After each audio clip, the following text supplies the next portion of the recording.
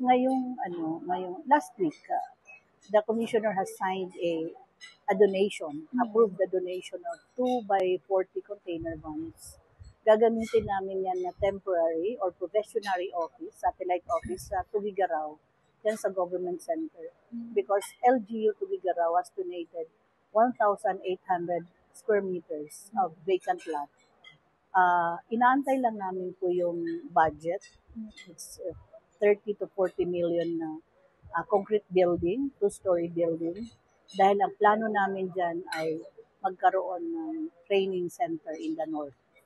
Parang hook up kami sa yung mga brokers, yung may mga LCB, na mga customs administration ng mga schools para makapag-train tayo. Hindi lang para sa amin sa port, kundi the entire region. Entire region.